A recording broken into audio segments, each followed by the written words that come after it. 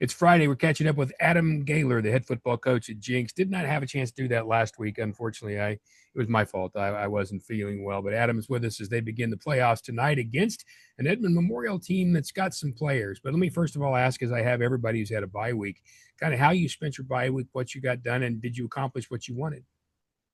Yeah, it's kind of the fine line between staying sharp and also being smart and getting rested up and staying healthy and not getting dinged up. So we did a really good job of that. Our guys do a really good job in practice. Our coaches do a good job of making sure everybody stays up and because we do 2 to 3 periods of good on good, offense versus defense in practice. And so did a really good job. It was a really good week. Got some guys healthy that we needed to get healthy that needed a little bit of a break and got some really good work in. So we kind of, maintain our edge a little bit, so to speak, where you're working game speed situations. Yeah, because you don't want the rust, and there's really not probably a lot because it hasn't been that long, and bye weeks come during the season anyway. But coaches tell me the hardest thing to do during this time of the week is the thud part. And for people who don't understand, we're talking about going good on good and whacking, but you don't want them to go to the ground, and it's not a necessarily easy thing to do. You're talking about guys, slowing up, and offensive guys maybe not trying to push through a tackle. And do you always have to really teach that? Yeah, you really start in spring, once you get going, because on defense, it's as I've gotten older in my career, I guess you could say.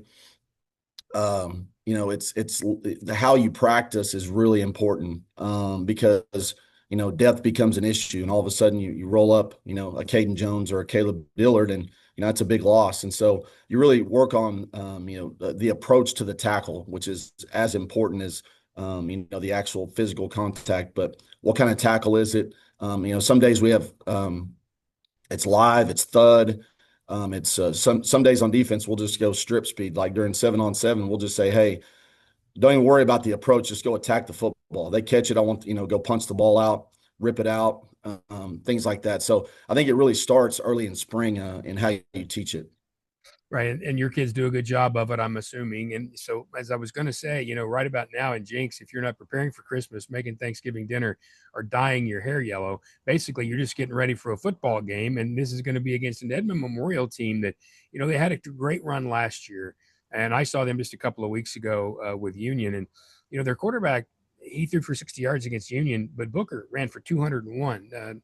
Describe Big Booker as a running back. He's not an easy guy to bring down. No, big physical runner. And I wouldn't say he's slow either. He's No. big, physical, and once he gets the edge, he gets downhill on you, he can run. So impressive guy there. They're number 0. They bring in and play a little wildcat. They also play him at tailback.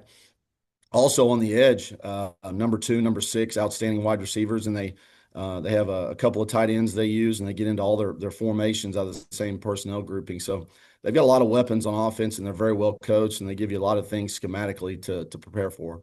When you've got 2 weeks to prepare for a team, sometimes it's easy for coaches to over prepare. How do you balance that, Adam? How do you make sure that you're not drawing on napkins at 9 at night? Yeah, I've been guilty of chasing ghosts before in my career, no doubt. Especially as a defensive guy, you always prepare for worst case scenario. So the biggest thing for us is, what do they do the best? What's the things that we have to stop in order to play well on defense? And that's kind of been our focus. And defensively, they're very sound in what they do. They do a good job of mixing up their coverages. So how do we attack the things that they do the most? And on the other side is, how do we make sure we line up to all their formations and shifts and make sure we're sound and stop the plays we need to stop.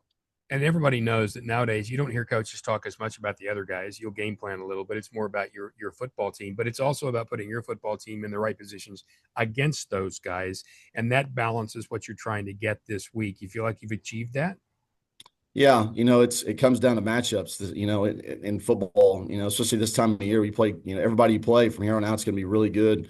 They've got really good players, so we just got to make sure our we get our guys in the right spots, and from a matchup standpoint, make sure we're the guys that need help in coverage. We give them help every now and again, and then sometimes those guys are going to based on the call, they're going to have to man up and play one-on-one sometimes, but try to make sure we don't We don't leave guys in coverage on an island too much, and they do a really good job with creating heavy formations and Mm-hmm. unbalanced sets. And so that's a big piece to it. Just make sure you get your cleats in the ground and we're in the right gap or the right alignment pre-snap. Yeah, that's a big thing for them. They run a lot of that power and just give Booker the football and just try to get one more hat in there than you have. And they've been pretty successful with it, with him over 900 yards. I mean, he's a pretty good player. When you're talking about your defense, and you got a lot of things to look at. Eyes are always an important thing. You got to make sure you're looking at the right stuff. And these guys haven't shown a lot of trickery yet, have they? A little bit, they give you some double pass and what we call fight song, where they'll shift an offensive lineman out and make the tackle, who's actually the tight end, an eligible receiver. So they've got some wrinkles that they've ran, and I know we'll see a couple tonight as well. So you just got to make sure, again, like you said, there's no eye violations. Your eyes are in the right spot. We'll make the appropriate checks and play our rules out based on what coverage we're in. Yeah, well, and if they end up running those in the second period, you're in pretty good shape. Yeah, that's just the way that works. Now, I wonder about your seniors. Seniors at this time of the year, they do start to get that feeling in their bones, not just that they're old and tired, but that they're close to the end. And they tend to become even bigger leaders or sometimes quiet and emotional. How have your seniors responded? This group's been unbelievable. Like I said, from last spring, kind of taking charge. They've done a great job. There's been some guys that were not necessarily, vocal leaders that have really stepped up, not just, in the past couple of weeks, but, spring, summer, fall camp, and they've done an outstanding job. KD Jones is a guy, obviously you see everything he does on the field, but the things he has done off the field as a leader, he's been as impressive as anybody I've ever been around as a leader and growing in that role. Have you seen some guys who normally aren't that way step up a little bit more? Yeah, absolutely. Some guys like Jake Flowers. People that don't know his story, he survived childhood cancer and scored a touchdown against Edmond North, and he's done a really good job of being a little bit more vocal because he's kind of a quiet kid. He doesn't say much, but here in the last couple of weeks, gained some confidence and what he's done, and like you said, realizing that the games are limited. You're not guaranteed any more than tonight. So we got to make sure we take advantage of it. And those guys have kind of understood that. I know some coaches who've actually addressed that. Have you, or do you just let them do it on their own? Um, you know, I I haven't really addressed it. It's just kind of been an organic thing, as far as that goes. I think you kind of lead them, you show them the things to do, but at the end of the day, like the guys that are going to lead, the guys that are going to be vocal. Those are the guys that are going to be vocal. It's kind of like, Landon Kazar, he's a lead by my actions type guy. He's not a real vocal guy. And so it's kind of hard to turn a guy into a talker and a lead by, getting guys fired up type. So it's kind of one of those things you just kind of you kind of show them the process. And again, this is a process started, I think a long time ago, as Yeah. far as the things we've done in the off season and try to build a team and create leaders. When I was a junior, we had a really, really good football team, and we were in the state semifinals. And we had a senior who never said a word, and he just stepped into the huddle right before kickoff and said, "It's time."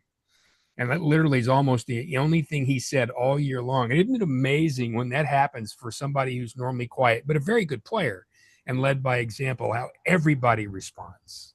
Yeah, absolutely. Yeah. So, it's kind of like Jake, he got fired up with the touchdown. You could kind of see his confidence grow over the last couple of weeks. And so, yeah, that's definitely a cool thing to see. Well, tonight in Jenks, I mean, they've got the lights on ceremony last Thursday. So, I mean, that place is going to be an absolute wild. It's going to be wild. It's going to be fun over there, I'm sure. For your football team on the field, where it counts, 53 and a third yards times 100, what are a couple of three things you have to do to make sure you win this one? Got to stop the run, like you said. Got outstanding tailback, really good up front. Create a lot of different formations and shifts and things like that. So making sure we're gap sound, we get lined up, and it always stops with always starts with stopping the run defensively and not giving up explosives. It's been huge for us when we've done that. We've played really well. When we've made guys try to drive the length of field, go the long hard road. We've been pretty good on defense. Offensively, it's vice versa. We've got to create explosives. We've got to start fast. We've got to play with really good tempo, early on. They've got some really good defensive linemen. Their front seven is outstanding. It's probably as good as we'll see all year. And so we got to get those guys running sideline to sideline a little bit, and like I said, create explosives when we can. I would imagine. You've done this before. I know you've been, at levels. You've led programs. First time you've led a playoff game with the Trojan on your hat as the head guy. Any nerves at all? No, I mean not any different. There's that same, the same excitement, making sure you got all, everything covered. You go back and think about all the things that you've covered, and not anything extra. It's obviously it's Jenks, and so there's always that pressure whether you're the DB coach, the defense coordinator, or the head coach. The expectation, the standard around here, it kind of, when we started spring practice, it was the same way. So nothing added, just understand the importance of it. And we want to, it's the last home game for our seniors, so we want to play well and send those guys out on a high note and have a chance to continue playing football and hopefully win our last game. Yeah, and keep that hat on so people won't know it's not blonde under there. Yeah, that's right. Yeah, absolutely.